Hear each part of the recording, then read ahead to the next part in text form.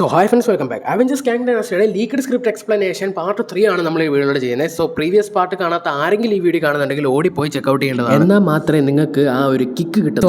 ഭൂമി മുഴുവൻ തകർത്തതിന് ശേഷം നമ്മുടെ റാമാത്തൂട്ടും സെഞ്ചുറിയനും ഇമ്മോർട്ടസ് എല്ലാവരും കൂടെ പുള്ളിയുടെ സ്പേസ് ഷിപ്പിൽ അങ്ങനെ ഇരിക്കുകയാണ്. നമ്മുടെ അവഞ്ചേഴ്സ് പഠിച്ച പണി 18 നോക്കിയിട്ട് പോലും നമ്മുടെ ക്യാങ് കൗൺസിലിനും തൊടാൻ പോലും സാധിക്കുന്നില്ല. കാരണം അവർ അത്രയ്ക്ക് മെമ്പേഴ്സ് ഉണ്ട്. നമ്മുടെ അവഞ്ചേഴ്സ് നോക്കി കഴിഞ്ഞാൽ വളരെ കുറച്ച് മെമ്പേഴ്സ് മാത്രമേ ഉള്ളൂ. എന്നാൽ ഈ ഭൂമിക്ക് വേണ്ടി അവരെല്ലാവരും ഒരുമിച്ച് നിന്ന് അവർക്കെതിരെ പോരാടി. സൈഡ് നോക്കി കഴിഞ്ഞാൽ നമ്മുടെ ഡെയർ ഡെവിലും പണിഷറും കട്ടയടി കണ്ടിട്ട് നമ്മുടെ പണിഷർ നോക്കുകയാണ്. പുള്ളിക്ക് ഇത്രയൊക്കെ ഫൈറ്റ് ചെയ്യാൻ അറിയാമല്ലോ, എന്നാൽ ഞാനും കൂടെ അങ്ങോട്ട് ഇറങ്ങിയിട്ട് ബാക്കി കൂടെ മേയാന്നൊക്കെ പറഞ്ഞിട്ട് അവർ രണ്ടുപേരും ചേർന്ന് ഒരു വലിയ ഫൈറ്റ് തന്നെ അവിടെ കാഴ്ച. ഈ സമയത്ത് നമ്മുടെ സ്പൈഡർമാൻ നമ്മുടെ റാമാട്ടോട്ടുമായിട്ട് ഫൈറ്റ് ചെയ്തുകൊണ്ടിരിക്കുകയാണ്. അപ്പോൾ നമ്മുടെ റാമാട്ടോട്ട് വന്നിട്ട് പറയാൻ ചളക്ക നിന്നെ ഞാൻ ഇവിടെ കണ്ടിട്ടുണ്ടല്ലോ, നിന്റെ പേരെന്തായിരുന്നു ചെറന്തിയാണ് മനുഷ്യച്ചാലും എന്ത് റാമാട്ടോട്ടിന്റെ മോന്തക്കിട്ടണം കൊടുത്തിട്ട് താഴെ ഇട്ടിട്ട് വലിച്ചെടുത്തിട്ട് ഒറ്റ ചവിട്ട് കൊടുത്തിട്ട് നമ്മുടെ സ്പൈഡർമാൻ പറയാണ് 2002 ആദ്യ സിനിമയായി പുറത്തിറങ്ങി കുട്ടികളുടെയും മുതിർന്നവരുടെയും മനസ്സിൽ ഒരുപോലെ ഇടം നേടിയ മനുഷ്യനെ ഉള്ളടാ, ഐ ആം സ്പൈഡർ മാൻ എന്ന് പറയാണ്.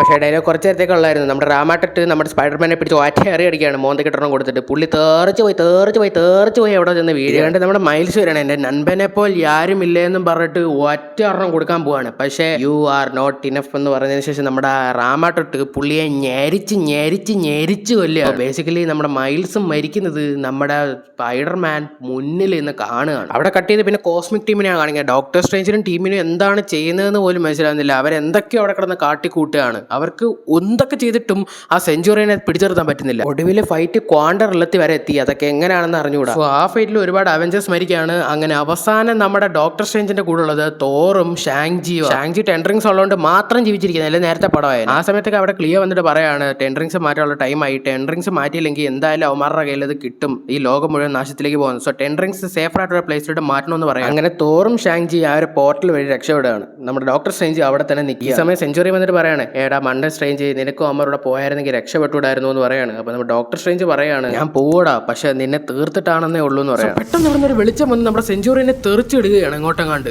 സോ CGI ഒക്കെ ഇച്ചിരി മോശമായിരിക്കും, എല്ലാവരും ഒന്ന് സഹിക്കണം. നമ്മുടെ സ്ട്രേഞ്ചർ ഒന്നും മനസ്സിലാവുന്നില്ല എന്താ ഇവിടെ സംഭവിക്കുന്നതെന്നൊക്കെ. അപ്പോൾ പെട്ടെന്ന് അവിടെ ഒരു പോർട്ടൽ തുറന്നു വരികയാണ്. അതിൽ മറ്റാരും ആയിരുന്നു, ഫാന്റാസ്റ്റിക് ഫോർ ആയിരുന്നു. ഈ വീഡിയോയ്ക്ക് വേണ്ടി ഞാൻ എടുക്കുന്ന എഫോർട്ട് നിങ്ങൾ കണ്ടില്ലേ? ഒരു ലൈക്ക് ചെയ്യൂ ഗൈസ് പ്ലീസ്. അവർ ഡോക്ടർ സ്ട്രേഞ്ചിനെ ഒരു പോർട്ടൽ വഴി TV-യിൽ കണ്ടു. നമ്മുടെ മോബിയസ് TV-യിൽ നമ്മുടെ ഡോക്ടർ സ്ട്രേഞ്ചിന്റെ കാര്യങ്ങൾ ഇങ്ങനെ എക്സ്പ്ലെയിൻ ചെയ്യണം. ഡോക്ടർ, നിങ്ങളിപ്പോൾ വിചാരിച്ചാൽ നിങ്ങൾക്ക് ഇവിടെ നിന്ന് പുറത്തു പോകാൻ സാധിക്കും, പക്ഷേ നിങ്ങൾ മൾട്ടിവേഴ്സിൽ ഒരു വലിയ റോൾ തന്നെ പ്ലേ ചെയ്യുന്നുണ്ട്. നിങ്ങൾ ഇവിടെ തന്നെ ഉണ്ടാവണം, പോയാൽ അത് വലിയ ആപത്താവും എന്ന് പറയാം. ജീവൻ പോകുന്നേക്കാളും നല്ലത് ഇവിടെ ഇരിക്കുന്ന തോന്നിക്കൊണ്ടായിരിക്കണം പുള്ളി അവിടെ തന്നെ ഇരുന്നു. അങ്ങോട്ടും അവിടെ സീൻ കട്ടതിന് ശേഷം പിന്നെ നമ്മൾ കാണുന്നത് ക്യാപ്റ്റൻ ഫാൽക്കന്റെ നേതൃത്വത്തിലുള്ള എർത്ത് ബൗണ്ട് ടീമാണ്. അവരുടെ അടപ്പളയുന്ന ഒരു അവസ്ഥയാണ്. ഈ ഫൈറ്റിന്റെ ഇടയിൽ ഒരു നെഗാ ബാൻഡ് നമ്മുടെ ഇമ്മോർട്ടസിന്റെ കൈക്ക് എന്തായാലും ഒരെണ്ണം പോയി. അടുത്തത് പോരുതെന്ന് വിചാരിച്ച് അവർ ഫൈറ്റ് ചെയ്തുകൊണ്ടിരിക്കുന്ന സമയത്താണ് ഒരുപാട് അവഞ്ചേഴ്സ് മരിച്ചു പോകുന്നത്. അതിൽ ഒന്ന് നമ്മുടെ Black Panther, star Lord, captain Marvel ഒക്കെ മരിച്ചു പോവാണ്. ഈ സമയം നമ്മുടെ ക്യാപ്റ്റൻ ഫാൽക്കന് മനസ്സിലായി ഒരാളെ സാക്രിഫൈസ് ചെയ്തിട്ട് കാര്യമുള്ളത്. അതേ സമയം തന്നെ നമ്മുടെ വണ്ടർമാൻ മുമ്പോട്ട് വന്നിട്ട് പറയാണ്, ഞാൻ സാക്രിഫൈസ് ചെയ്തോളാം, നിങ്ങൾ ഈ മിസ് മാർവലിനെ കൊണ്ട് വേറെ എങ്ങോട്ടെങ്കിലും പോകാൻ നോക്കുന്നു. എന്നിട്ട് മിസ് മാർവലിന്റെ മറ്റേ ബാങ്കിൾ വാങ്ങിക്കുകയാണ്. എന്നിട്ട് പറയാണ്, എന്റെ ശക്തിയും പിന്നെ ഈ ബാങ്കിന്റെ ശക്തിയും ചേർത്ത് ഞാൻ ഒരു വലിയ പവർ ഉണ്ടാക്കിയിട്ട് അത് ഇമ്മോർട്ടസിനെ നേരെ വിട്ടിട്ട് അവനെ കൊല്ലാന്ന് പറയാണ്. അങ്ങനെ പുള്ളിയാണെങ്കിൽ രണ്ടും കൂടെ ചേർത്തിട്ടൊരു വലിയ പവർ അങ്ങോട്ട് ഉണ്ടാക്കുകയാണ്. ആ ഒരു പവറിൽ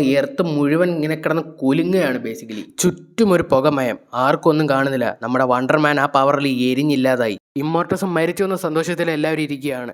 അപ്പോഴാണ് ആ പുകയ്ക്ക് ഒരു സൗണ്ട് വരുന്നത്. നീയൊക്കെ ഇത്രയും നേരം എന്നെ ആക്രമിച്ചതിൽ കൊള്ളാന്ന് പറയാൻ പറ്റുന്ന ഓർമ്മ ഇതാണ്. നോക്കിയപ്പോൾ ആ രണ്ടാമത്തെ ബാങ്കിളും പുള്ളിയുടെ കയ്യിലുണ്ട്. ആ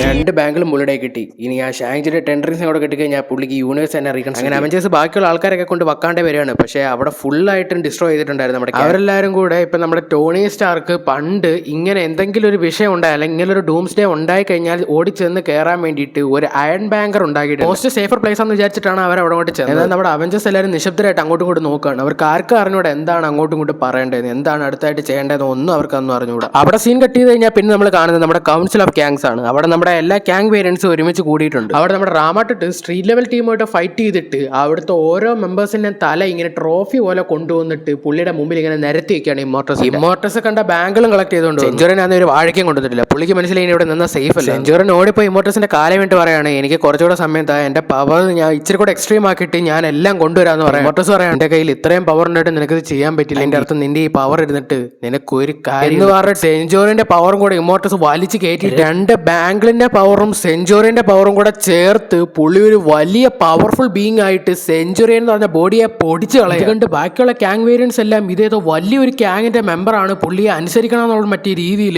പുള്ളിയെ വണങ്ങുകയാണ്. എന്നിട്ട് നമ്മുടെ ഗ്യാങ് കൗൺസിലിന്റെ മുമ്പിൽ ഒന്ന് പറയാണ്, എന്നെ എതിർക്കുന്നവന്റെ ഞാൻ പറയുന്നത് കേൾക്കാത്തവന്റെയും അവസ്ഥ ഇത് തന്നെ ആയിരിക്കും. From now onwards, call me the Prime Gang.